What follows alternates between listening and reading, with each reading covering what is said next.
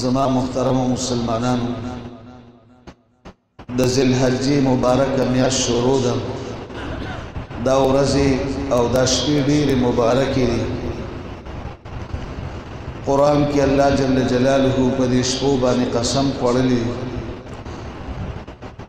اعوذ بالله من الشیطان الرجیم بسم الله الرحمن الرحیم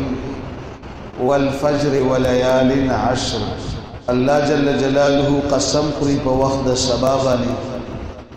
او د ذوالحجې په دې لسو شپو باندې. نو دا لس شپې ډېرې مبارکې شپې دي. د عبدالله ابن عباس رضی الله عنه نه روایت دی چې پیغمبر علیه الصلاة والسلام وفرمایل افضل ایام الدنیا ایام العشر.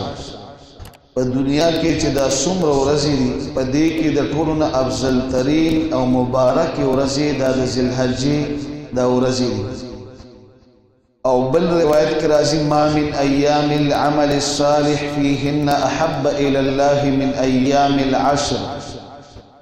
انسان چې په دې ټول کال په دې ورځو کې څومره اعمال کوي، اعمال صالحه کوي، ښه کارونه کوي، نیکۍ کوي، نو هغه په خپل ځای د هغې حیثیت او د هغې مقام دی او الله ته محبوب اعمال دي. او په ذوالحجه کې چې کوم اعمال کېږي، کوم اعمال صالحه کېږي، دا په دې ټول کال کې چې څومره اعمال کېږي د هغې نه الله ته زیات محبوب دي او خوښ دي. قالوا ولا الجهاد فی سبیل الله. صحابه کرام تپوس کوي د الله رسوله جهاد خو ډېر لوی عمل دی. مجاهد د جهاد میدان ته لاړ شي د اعلاء کلمت الله دپاره جنګېږي او د دشمن سره مقابله کوي او خپل ځان نذرانه الله ته پیش کوي. نو آیا دا جهاد چې دی نو دام دی ذوالحجه کې چې دا کم اعمال کیږي نو دا د جهاد نم افضل ترین او بهترین اعمال دي. پیغمبر علیہ السلام فرمایل ولل جهاد فی سبیل الله. او په ذوالحجه کې چې کم اعمال کیږي د دې حیثیت او مقام دا د جهاد نم افضل دی او الله ته محبوب اعمال دي. خو بیا پیغمبر علیہ السلام فرمایل الا رجل خرج بنفسه وماله ولم يرجع من ذلك بشيء. یو مجاهد د الله په لار کې لاړې د کافر مقابله کې میدان جهاد ته لاړې او جنګېږي او خپل مال هم د الله په لار کې د استعمالي او د مال او د جان نذرانه د الله په لار کې پیش کړه د اعلاء کلمت الله دپاره جنګېږي او په آخره کې د مال هم الله قبول که په خپل لاره کې او د جان هم الله قبول که دته شهادت میلاو شو نو د دغه کس حیثیت مقام دا ډیر اوچت دی. باقی نور څومره اعمال کیږي په دې ټول کال کې د هغې نه په دې ذوالحجه کې چې کوم اعمال کیږي د دې حیثیت مقام دا ډیر اوچت دی. او بل روایت کې راځي ما من ایام اعظم عند الله ولا احب الیه من العمل فیهن من هذه الایام العشر. په ټول کال کې څومره اعمال صالحه کیږي دا هغې په مقابله کې د ذوالحجه دا چې کوم دا لس ورځې دي، لس شپې دي، په دې کې څومره اعمال کېږي د هغې په نسبت دا اعمال الله ته خوښ دي، الله ته محبوب دي، افضل ترین اعمال دي.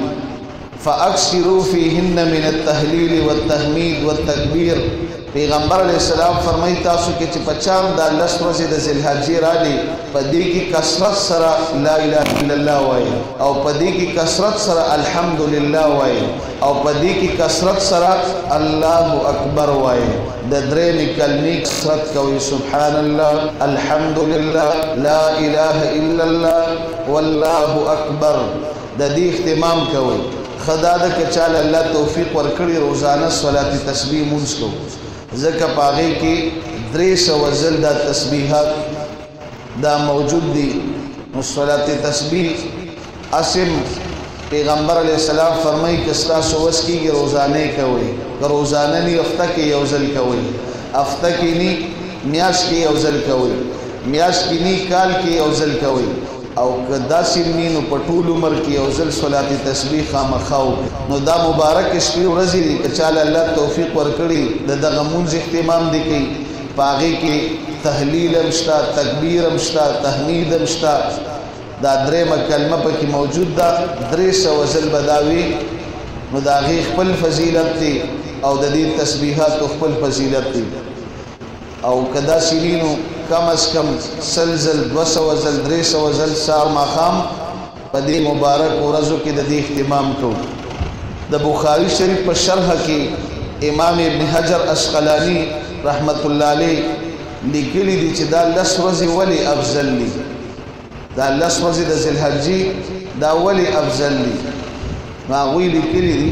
چې دا د عباداتو مجموعه ده که موږ تاسو ټول سوچ وکړو نو دا مونځ په ورځ کې 15 ځل فرض دی او ټول کال فرض دی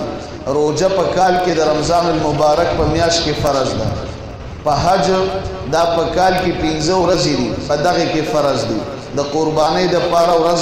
مقرر ده مالدار کال کې یو ورځ به حساب کتابو کې زکات به ورکړي او په ذوالحجه کې د 10 ورځو کې دا ټول عبادت را جمع شوي دي په ذوالحجه کې مونځ هم شته په ذوالحجه کې روزه هم شته حدیث کې راځي د ذوالحجې د 10 ورځې په دې کې د هرې ورځې روزه د یو کال د روزو برابر ده او هر شپې د ليلة القدر برابر ده نو په دې کې مونځ هم شته روزه هم شته صدقه او خیرات هم شته او په دې کې حج هم شته ځکه دا ذوالحجه دا میاشت دا د حج میاشت ده نو حج هم پکې شته او بل قرباني هم پکې شته نو په دې کې ټول عبادات را جمع دي ځکه دا 10 ورځې دا مبارکې ورځې دي او بیا امام ابن تیمیه رحمت الله علیه نه چا تپوس وکړو چې د رمضان په آخري عشره کې مسلمانان اعتکاف کوي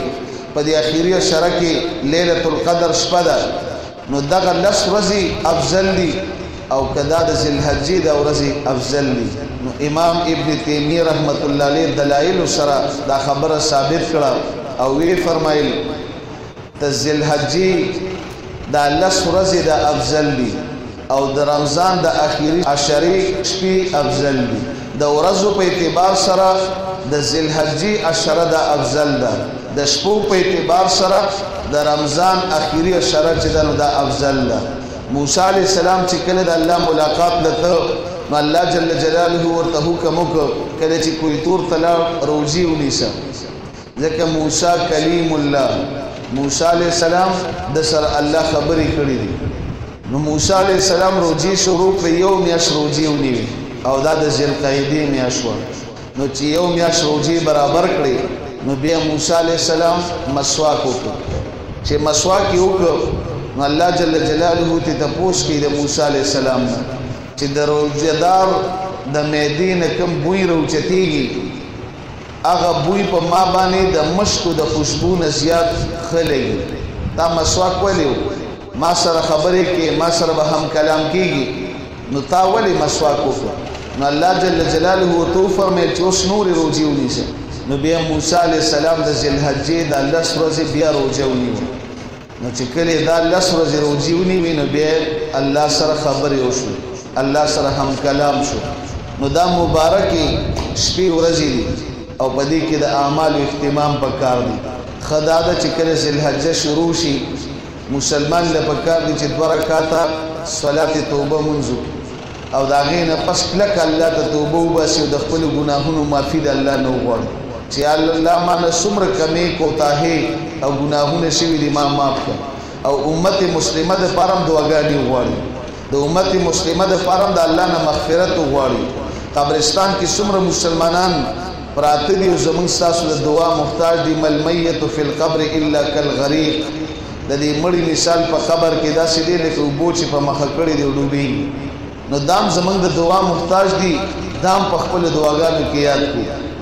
او بیا صلات حاجت 2 رکعات منځ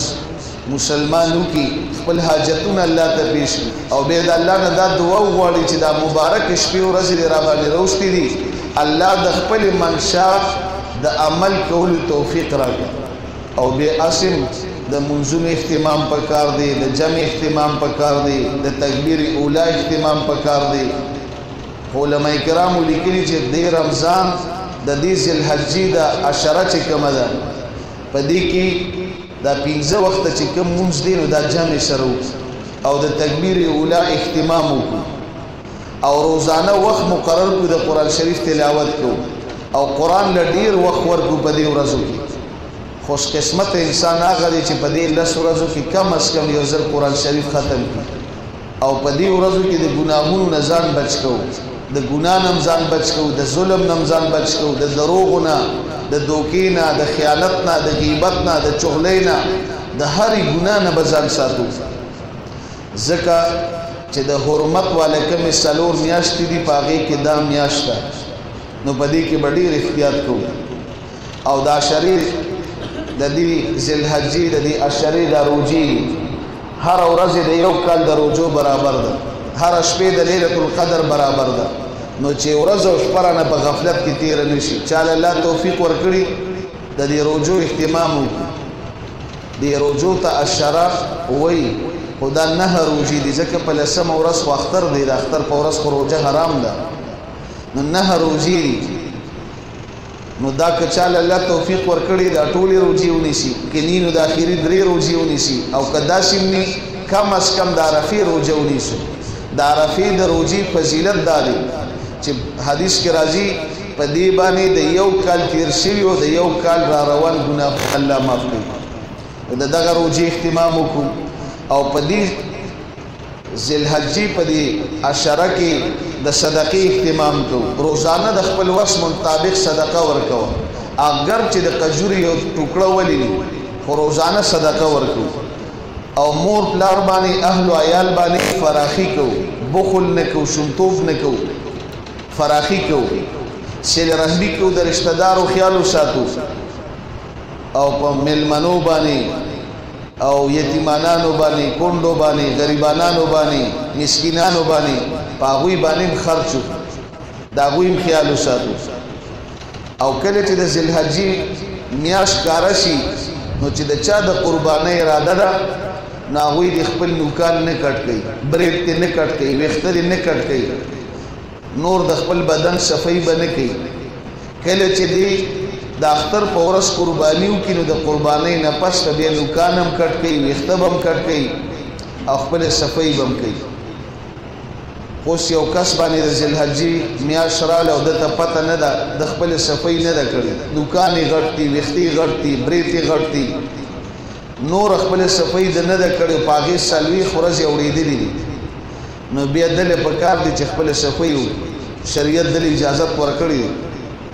او بیا د ذوالحجې په 10مه ورځ باندې قرباني کوي دا غټ عمل دی لوی عمل دی الله پاک دې موږ تاسو ټولو ته توفیق راکړي که یو سړی د دې غټ اختر د ورځې نه علاوه سل اوښان حلال کړي او بل کس د اختر په ورځ باندې یو چیلی حلال کړ هغه سل اوښانو والا نه دا چیلی والا افضل دی ځکه د اختر په ورځ قرباني وکړه قرباني اوچت عمل دی افضل عمل دی